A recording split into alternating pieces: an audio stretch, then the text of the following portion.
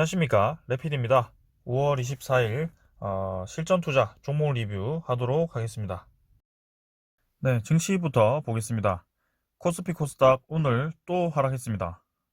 코스피 0.4% 가까이, 코스닥은 1.8%나 내리면서, 네, 특히 진단키트나 바이오주 종목, 그 다음에 반도체 관련 기술주 종목 위주로 좀 하락이 나온 것 같습니다. 자, 지금 증시 분위기가 계속 반등이 나오지 못하고 또 짓눌려지는 모습이고요. 코스피 같은 경우는 21선을 돌파를 하지 못한 채 계속 이제 하락을 하고 있습니다.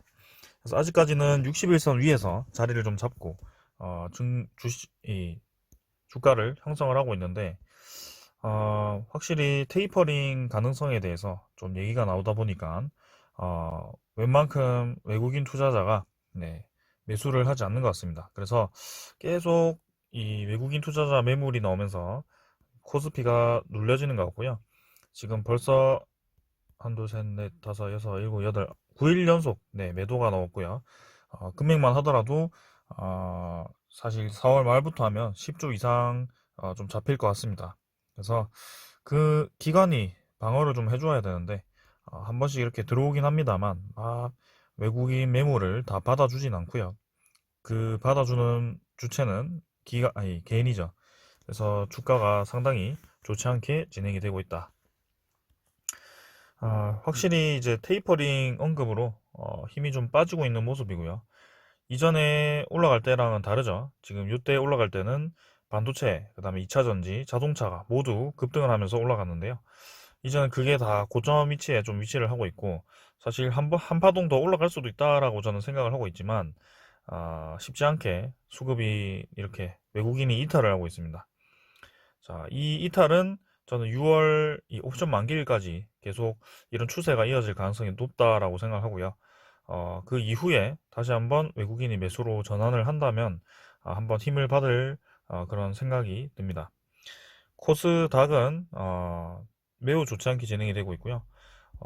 반등을 하지 못한 채 흘러내리고 있습니다. 그래서 고점을 점점 낮춰가면서 하락하고 있다는 점은 상당히 좋지 않다라고 생각이 되고요. 지금 저점도 계속 낮춰가고 있기 때문에 오늘도 꼬리 없는 음봉이 나왔습니다. 그래서 내일도 추가 하락이 나올 수도 있다. 하락을 더 한다면 이제는 이제 121선 완벽하게 하락 돌파를 해버렸기 때문에 좀 더 크게 하락을 할 수도 있습니다. 그래서 지금은 코스닥은 조금 위태위태하기 때문에 코스닥에 신규 투자하기보다는 조금 지켜보시는 것이 좋아 보입니다. 코스닥 지수 자체가 지금 여차하면 크게 내릴 수도 있기 때문에요. 좀 조심해야 될 것 같습니다.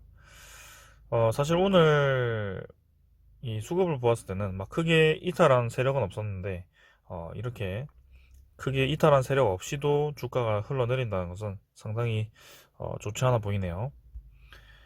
자, 그래서 해외 증시 지금 뭐 다우나 나스닥 애매하게 움직이고 있고, 나스닥 같은 경우는 반등을 하는 듯 하면서 또 21선 맞고 떨어졌습니다. 그래서 오늘 또 어떻게 될지는 모르겠습니다만 우리나라 증시가 웬만큼 지금 반등을 못하고 있네요. 어, 선물 보시면, 네, 코스피 200 아니죠, 니케이 선물 조금 하락했고요. 그 다음에 다우존스, 나스닥은 둘 다 상승하고 있습니다. 하지만 요즘 뭐 장끝까지 봐야지 알 수 있기 때문에 좀 더 봐야 될 것 같고요. 유럽 증시 또한 상승을 좀 하고 있네요.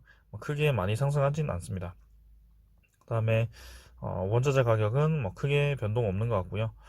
외환 같은 경우는 1120원, 네, 30원 정도에서 자리를 좀 잡아서, 네, 크게 움직임 없이 진행이 되고 있습니다. 자, 일단은 저점 찍고 반등을 하고 있기 때문에 확실히 어, 외환도 좀 올라갈 가능성이 있다. 환율이 올라갈 가능성이 있다. 그 다음에 이 대표적인 암호화폐죠. 네, 위험 자산이 좀 내리고 있습니다. 그래서 비트코인도 사실 이제 시세가 끝난 것이 아닌가라는 생각이 들 정도로 지금 하락을 하고 있기 때문에 거기에 대한 반사이익으로 주식이 오를 것인지, 아니면 그 세력들이 동일하게 주식으로부터도 돈을 빼는지, 거기에 대해서 좀 주목을 해야 되겠습니다. 미국 10년물 같은 경우는 거의 유지를 하고 있고요. 자, 그래서 여전히 변동성 크게 진행 중이다. 자, 오늘 증시는 이 정도로 보겠습니다. 예, 먼저 두산부터 보겠습니다. 두산 3,700원 상승했고요. 5% 가까이 상승했습니다. 자, 두산중공업이 금요일에 아주 좋은 소식이 나오면서 두산 지주사도 이렇게 급등을 한 것 같고요. 자, 이렇게 거래량이 없는 주식에 13,000주가 걸려있는 호가창이 이렇게 계속 밀어붙이는 모습입니다. 자, 두산도 8만원 다시 한번 회복할 수 있을 것 같고요. 저는 9만원, 10만원 충분히 갈 수 있을 거라고 봅니다. 지주사가 지금 심상치 않고요. 두산 같은 경우는 원래 이제 고배당주였기 때문에 충분히 연말까지도 들고 가볼 만한 주식이다라고 말씀을 드리겠습니다. 자, 그래서 오늘도 상당히 많이 올랐고요. 일봉상으로는 꾸준히 21선과 갭을 유지를 하면서 올라가고 있습니다. 상당히 강한 거죠. 그래서 다시 한번 이 음봉 시작단을 또 회복을 했고요. 요 정도 라인에서 며칠 더 횡보를 하던가 아니면은 바로 또 위로 올릴 수 있을 것 같습니다.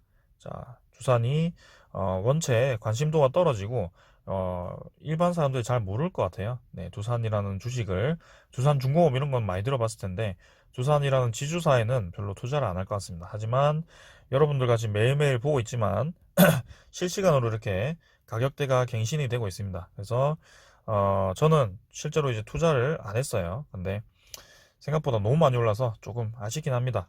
아무튼 가지고 계신 분들은 네, 꾸준히 한번 들고 가보시고요.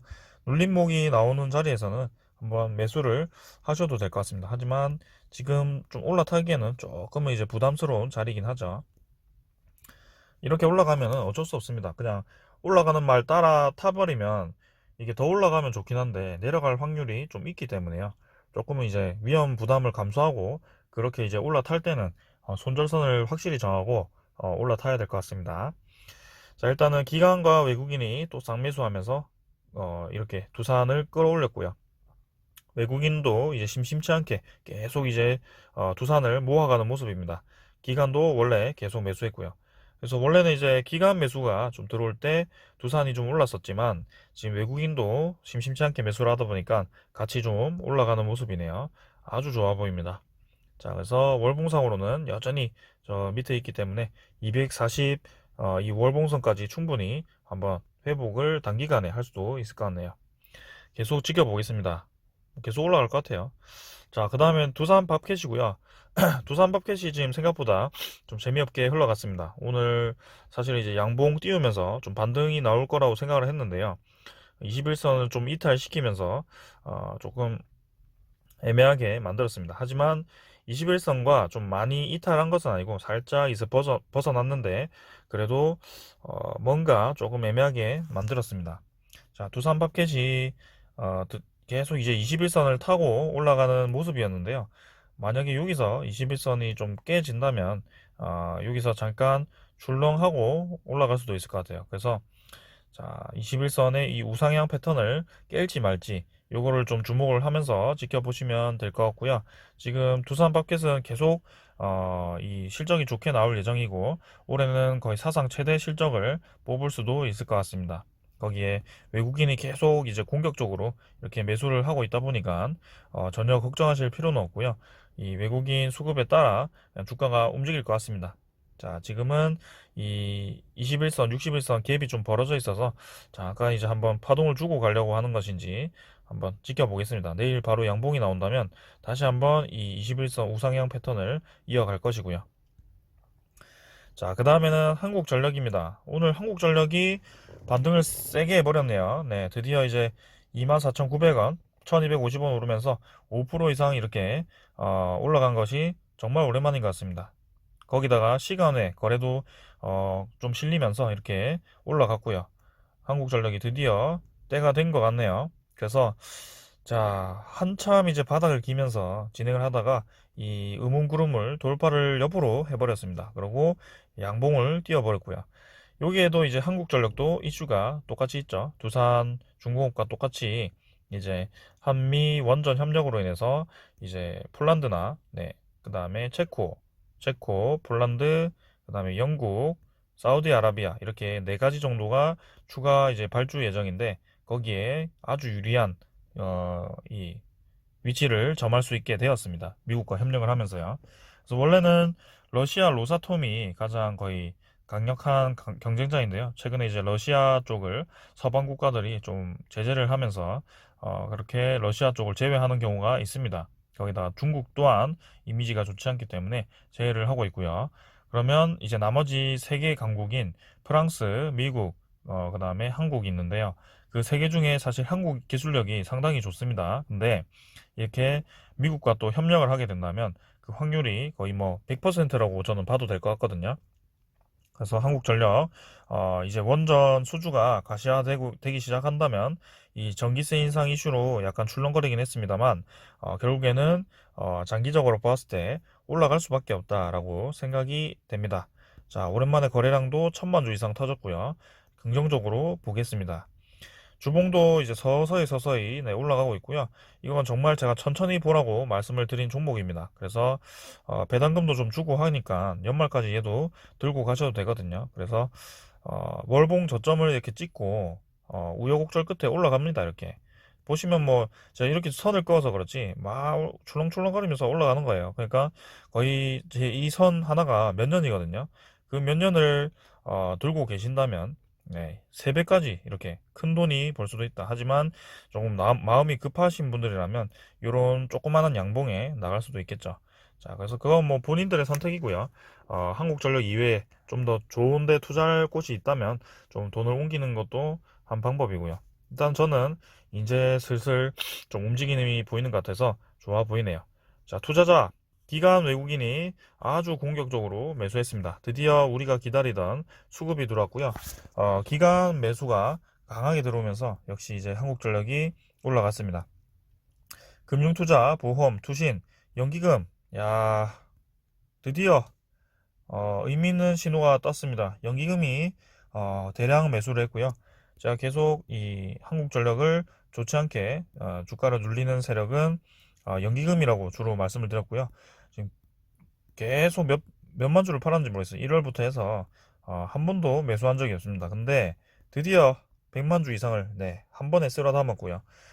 연기금이 이렇게 들어온다면 이제 단기간에 들어온 것이 아니고 추가로 계속 이제 들어오기 시작한다면 한국전력도 저는 충분히 올라갈 만하다라고 보여집니다. 그래서 연기금이 그렇게 매도할 동안 주가가 눌러지지 않고 버텼기 때문에 연기금이 오히려 들어온다면 주가가 더 올라갈 수도 있습니다. 외국인도 많이 매수했고요. 자, 오늘 상당히 좋은 소스가 나와서 좋네요. 자, 한국전력도 꾸준히 계속 리뷰하겠습니다. 자, 그 다음은 한국항공우주고요. 한국항공우주도 제가 이제 언급을 안 드렸었는데 미사일 이슈가 있었죠. 미사일이 이제 풀렸습니다. 우리나라가 사거리 제한이 풀리면서 이제 현무 미사일이죠. 한화 쪽과 이제 한국항공우주가 방산도 하기 때문에 거기에 대한 큰 좋은 네, 이슈가 나왔고요. 거기에 따라 한국항공우주를 비롯해서 방산주들도 좀 급등을 한 것 같습니다. 자, 그래서 한국항공우주가 자, 위태위태하게 이제 저항 라인을 지지 라인을 좀 잡다가 드디어 이제 21선 돌파를 해서 좀 나갔고요. 사실은 이제 음봉 뜨면서 조금 아쉽게 마무리했지만 이대로 이제 우상향할 수 있는 발판을 마련했다고 합니다. 그래서 자, 이렇게 21선 태우고 좀 올라가는 과정을 만들어 갔으면 하네요. 자, 천천히 한국항공우주도 결국에는 월봉상으로 저점을 찍고 반등을 하였기 때문에요. 천천히 올라갈 겁니다. 자, 드디어 이제 기존에 이 강자에 위치했던 종목들이 움직이기 시작한 것 같아서 좋아 보이네요. 자, 기간 7만 5천 주 들어왔고요. 외국인 9만 주 매도하면서 연기금이 7만 5천 주 네, 매수했습니다. 자, 그 다음은 한국정보인증이고요. 네, 80원 내려서 6,740주죠. 네, 6,740원이죠. 그래서 얘도 제가 말씀을 드린 것이 좀 더 횡보 기간이 필요하다. 그래서 1주, 2주 정도가 더 횡보가 필요하고요. 여기서 왔다 갔다 거리다가 이제 요 음운구름이 벗어나는 지점에서 한번 주가가 위로 쏠 수 있겠다라는 생각이 듭니다. 자, 그래서 한국 정보인증도 사실은 좀 크게 올랐다가 하락을 했는데요. 조금 시간이 더 필요해 보입니다. 그래서 241선을 기점으로 주가가 계속 이제 횡보를 하면서 좀 지루하게 진행이 되고 있는데요. 좀 크게 오를 그 자리를 만들기 위해서는 조금 더 시간이 필요해 보이고요. 투자자는 뭐 큰 변동이 없기 때문에 넘어가겠습니다. SCI 평가 정보도 뭐 35원 내렸고요.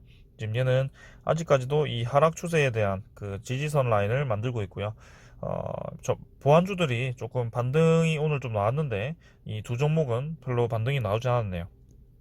그래서 외국인이 또 이렇게 매도를 하는 점, SCI 평가 정보도 이 원래는 매각 이슈가 있을 거라고 생각을 했는데 그 이슈 없이 지금 잠깐 이 슈팅을 주고 또 이렇게 하락을 했습니다. 그래서 이 정도 라인에서 좀 주가를 버티고 반등을 할 수 있기 때문에 일단 계속 보겠습니다. 자, 그래서 최근에 지수가 좀 좋지 않은데도 이렇게 두산 밥캣 이런 종목들은 강하게 움직였습니다. 거기다가 협력으로 해서 한미 원전 협력으로 해서 두산중공업, 한국전력 이런 원자력 관련 종목들이 또 오르기 시작했고요. 한국항공우주도 미사일 이런 쪽으로 해서 방산주가 오르면서 같이 올랐고요. 자, 그래서 이제는 첨단 산업의 그 종목보다 이렇게 좀 뒤처져 있던 국내 뭐라고 하죠? 내수 산업이라고 할까요? 그런 산업들이 조금씩 힘을 받는 모습입니다. 자, 그래서 주목을 해볼 필요가 있다라고 말씀을 드리겠습니다. 자, 오늘은 여기까지 하겠습니다. 감사합니다.